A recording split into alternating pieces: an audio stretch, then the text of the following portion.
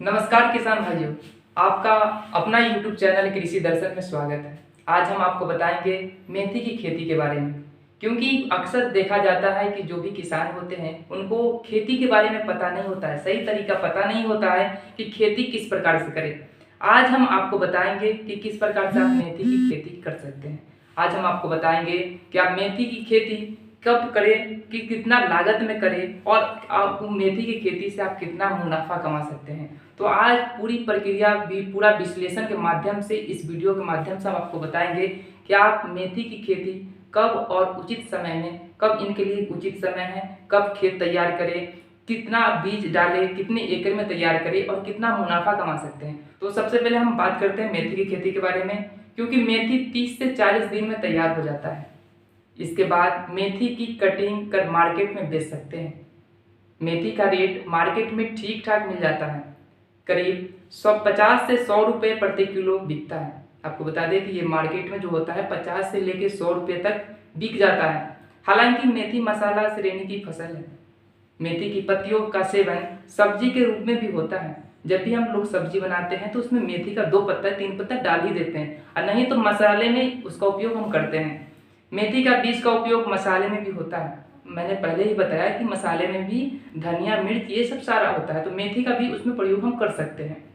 अब हम बात करते हैं अक्टूबर, नवंबर और दिसंबर, ये 3 जो महीने होते हैं, इसमें हम मेथी की खेती करके अधिक से अधिक मुनाफा कमा सकते हैं। सबसे पहले हम बात करते हैं फसल उत्पादन की। तो फसल उत्पादन में क्या करेंगे हम? खाद एवं उर्वरक। खाद एवं उर्वरक कितना खाद देना चाहिए? 8 से 10 टन प्रति हेक्टेयर सड़ी हुई गोबर की खाद अथवा कंपोस्ट को बुआई से 1 माह पहले खेत में अच्छी तरह से मिला देनी चाहिए। 40 किलोग्राम नाइट्रोजन, 30 से 40 किलोग्राम फास्फोरेट तथा 20 किलोग्राम पोटास। नाइट्रोजन की आधी मात्रा एवं फास्फोरस तथा पोटास की संपूर्ण मात्रा अंतिम जुताई के समय खेत में मिला देनी चाहिए, और शेष मात्रा बुआई के 30 से 60 दिन बाद ड्रॉप ड्रेसिंग के माध्यम से सिंचाई के साथ देनी चाहिए। जब भी हम सिंचाई करें उस समय हम ड्रॉपिंग करके, यानी कि बूंद बूंद करके उस खेती में सिंचाई करना चाहिए, जिससे ये खाद मिल जाए। अब हम बात करते हैं इसके सिंचाई के बारे में। 4 से 5 सिंचाई 15 से 20 दिनों के अंतराल पर मौसम एवं मिट्टी के अनुसार करनी चाहिए। कभी ये भी होता है कि आप सिंचाई कर देते हैं और लगातार बारिश हो जाए, जिससे फसल खराब हो जाता है। इसीलिए आप मौसम देख लीजिए कि मौसम सही है तब सिंचाई कीजिए, और नहीं तो उस समय छोड़ दीजिए। जब भी हम सिंचाई करेंगे तो कितना का गैप रहेगा? कम से कम 15 से 20 दिन का गैप होना चाहिए। अब हम बात करते हैं खरपतवार। अक्सर देखा जाता है कि वर्तमान समय में बहुत सारे खेत में जो होते हैं खरपतवार आ जाते हैं। तो उस समय हम क्या करेंगे? ऑक्सीडाइजिल का बुआई के साथ तथा बीज अंकुरन से पहले 75 ग्राम प्रति हेक्टेयर की दर से छिड़काव करना चाहिए। वो बुआई के 45 दिन बाद गुड़ाई करनी चाहिए। गुड़ाई की बात करें तो गुड़ाई किसी किसी को पता नहीं हो गुड़ाई क्या होता है। अगर हम गुड़ाई की बात करें तो गुड़ाई का मतलब होता है जो भी अतिरिक्त पौधा खेत में जन्म जाता है, यानी कि कहीं उत्पन्न हो जाता है, घास के रूप में उसे बाहर निकाल लेते हैं, तो उसी को गुड़ाई कहा जाता है। उसे पूरा निराई और गुड़ाई कहा जाता है। अब हम बात करते हैं उत्पादन।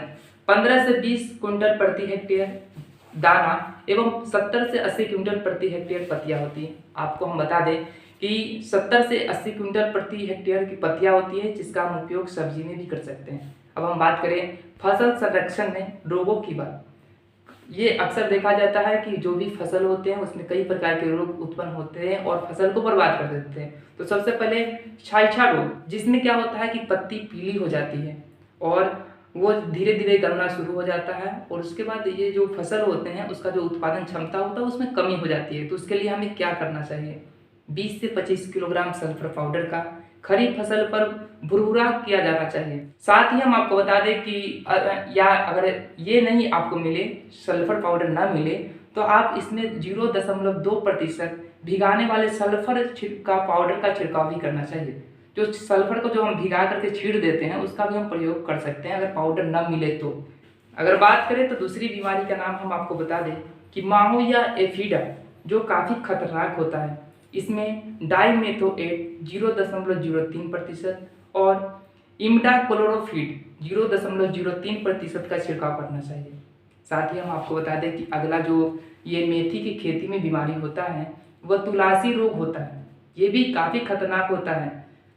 इसमें क्या करना चाहिए, कॉपर ऑक्सीक्लोराइड का 0.2% अथवा हेक्साकोनाजोल हेक्साकोनाजोल जो होता है उसका 0.1% घोल का छिड़काव रोग की अवस्था के अनुसार करना चाहिए। रोग यानी कि कहें जितनी उसमें अवस्था है, जितना अधिक है उसके अनुसार से करें। अगर अधिक है तो अधिक उसमें छिड़काव करेंगे, 0.1 के बदला में 0.2 कर सकते हैं, 0.3 कर सकते हैं। अगर कम है तब आप 0.1 ही करें। अब हम बात करते हैं पत्ती धब्बा रोग। जो पत्ती पर क्या होता है कि पीला कलर का धब्बा हो जाता है, तो उसमें मैनकोजेब 0.2%, कार्बेंडेनजिम 0.1% घोल का छिड़काव रोग की अवस्था के भी अनुसार करें। उपरोक्त में मैंने बताया है, इससे पहले भी बताया है कि रोग के अनुसार ही इस सभी दवा का छिड़काव करें, अगर अधिक है तो अधिक करें। अब हम बात करते हैं फसल सुधार। उपयुक्त जलवायु उष्णकटिबंधीय एवं शीतोष्ण जलवायु इस फसल के लिए उचित होता है। अब हम बात करते हैं मृदा का चयन, माने कि मिट्टी का चयन आप कैसे कर सकते हैं, कौन सी मिट्टी में ये अधिक उगता है। तो बात करें तो बलुई, मध्य में अधिक भारी एवं दोमट एवं उचित जल निकासी युक्त मृदा जिनका पीएच मान 6 से 7 है, यानी कि जो मिट्टी का जो पीएच मान होता है वह 6 से 7 के बीच होता है, उस मिट्टी पर इस फसल के लिए उपयुक्त माना जाता है और वहाँ पे इसकी उपज क्षमता अधिक होती है। अब हम बात करते हैं बीज की उन्नत। उन्नत का मतलब कौन कौन तरीके के बीज आते हैं, प्रजाति कौन कौन से हैं। प्रजातियां में अजनेर अजमेर फ्यूग्रीक एक, उसके बाद है अजमेर फ्यूग्रीक 2, अजमेर फ्यूग्रीक 3, RMT 143, RMT 305, राजेंद्र क्रांति कसूरी मेथी आदि। ये सभी जो होते हैं नई नई प्रजाति है, इसमें आप किसी भी प्रकार के लगा सकते हैं। बुआई का समय मध्य अक्टूबर से मध्य नवंबर, यानी कि 20 के अक्टूबर से 20 के नवंबर के बीच आप इसकी रोपाई कर सकते हैं। अब हम बात करें बीज दर। अब बीज कितने एक हेक्टेयर में कितने लगाना चाहिए उसके बारे में हम आपको बता दें कि सादा मेथी, सिंपल सी मेथी की बात करें तो उसमें आप 20 से 25 किलोग्राम बीज प्रति हेक्टेयर तथा कसूरी मेथी 10 से 12 किलोग्राम प्रति हेक्टेयर के रूप में आप इसका इस्तेमाल खेतों में कर सकते हैं, जिससे आपका जो फसल है वह अच्छा उत्पादन करेगा। अब बीज उपचार में क्या करेंगे, कार्बोडाइजिम राइजोबियम मेलिलोटाई नामक जीवाणु युक्त जैविक उर्वरक से मेथी के बीजों को उपचारित करना चाहिए। तो ये थी आज की जो वीडियो है, इसमें हम आपको मेथी के बारे में संपूर्ण जानकारी विश्लेषण के माध्यम से कहा।